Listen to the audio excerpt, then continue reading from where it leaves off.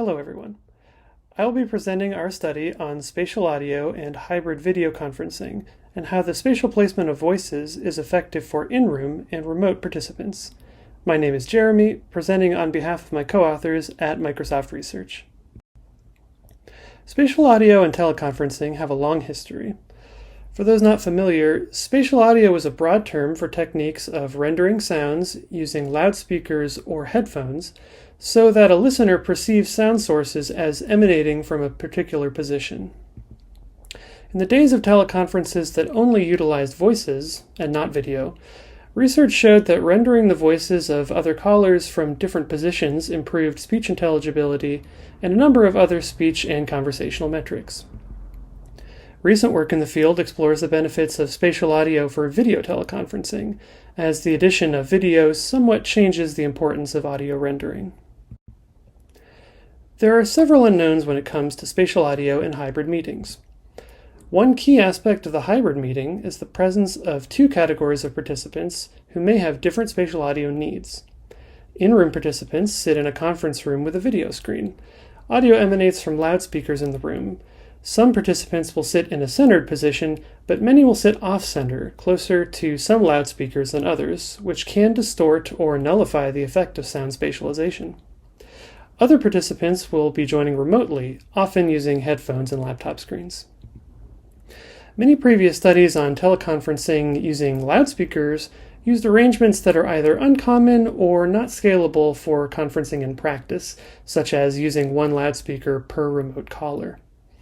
In these studies, listener experience is often measured from a centered position, but there may be a difference between the best spatialization scheme for a centered listener and an off-center listener. When headphones are used for spatial audio, many studies additionally use head tracking, which allows sounds to rotate as the user moves their head.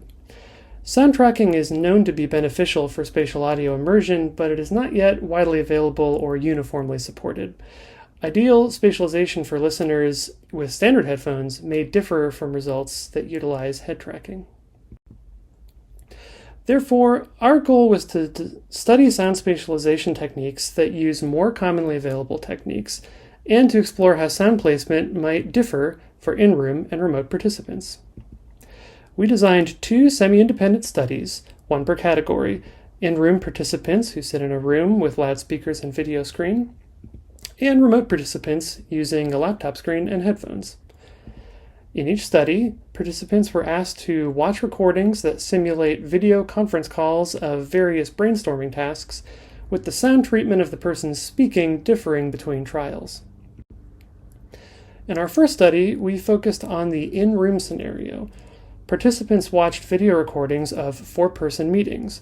Sound was rendered monophonically, with all sounds rendered out of a front central loudspeaker. In stereo, with sound rendered out of the left and right loudspeakers using constant power panning.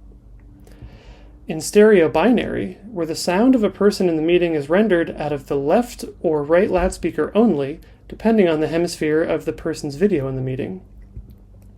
And in augmented multi-channel, where sound was rendered out of 5 loudspeakers with audio streams positioned using Dolby Atmos. A sketch of the position in space of each sound source is illustrated in the figure, with monophonic being the narrowest spread of voices and augmented multi-channel being the widest. Additionally, some participants sat in the centered position, while others sat in a side position out of the so-called sweet spot. Our second study focused on remote participants using headphones. In this study, participants watched video recordings of 2- and 4-person meetings. Sound was rendered monophonically, with the sound of all participants rendered identically out of both headphones, and binaurally, with sound sources spread horizontally by small, medium, and large width. The figure on the right demonstrates the azimuth off-center for videos in which 2 people are speaking. Videos with 4 people have larger azimuth spreads to accommodate additional voices. After watching each video, participants were asked to answer questions about their experience. Questionnaires differed somewhat between studies, but generally the questions assessed the topics of speech intelligibility, audio and video correspondence, the ability to identify which audio stream had a background distraction noise, and how confident participants were in their ability to identify that stream. Here we'll briefly demonstrate some experimental results from the study focusing on in-room participants. These figures show the perceived ease of understanding individual speakers on the left, and participants' accuracy in identifying which stream contained a distraction sound on the right. On the left, we note an improvement when comparing monophonic audio to the augmented multi-channel spatial audio, while on the right, results improve when moving from monophonic audio to any form of stereo or spatial audio. Other results from this study are described in the paper.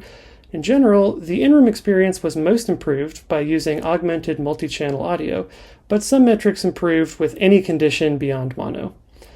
We found no statistically significant differences for participants who sat centered in the room versus those who sat off-center, which is an unexpected finding. Here we briefly demonstrate some experimental results from the study focusing on remote participants using headphones. These figures show user ratings of audio and visual correspondence for videos with 2 speakers on the left and videos with 4 people speaking on the right across audio conditions. The most notable improvements come when moving from monophonic audio to binaurally rendered audio with the medium separation in both cases. No significant improvements occur when moving audio streams from the medium width to the widest condition. Other results from the study are described in the paper. In general, the remote experience was improved by binaurally spatializing voices, with benefits plateauing when voices were maximally at 15 degrees azimuth off-center in videos with 2 callers, and 30 degrees off-center in videos with 4 callers. More detailed results with other quantitative and qualitative evaluations for both studies are available in the paper. Comparing our studies, it is clear that moving from monophonic audio to some form of spatialized audio improved the user experience for participants and aided in their ability to identify the source of sound events in video teleconferencing. In-room participants most favored the augmented multi-channel audio condition, which is the widest condition and utilizes more than 2 loudspeakers. However, even a move from monophonic audio to stereo audio showed some benefits. For remote participants, binaurally rendered spatial audio improved the user experience, but the benefits plateaued when the spread was more moderate than it was for those who were in-room participants. Some remote participants indicated that the widest audio condition that they received was uncomfortable or distracting when using headphones.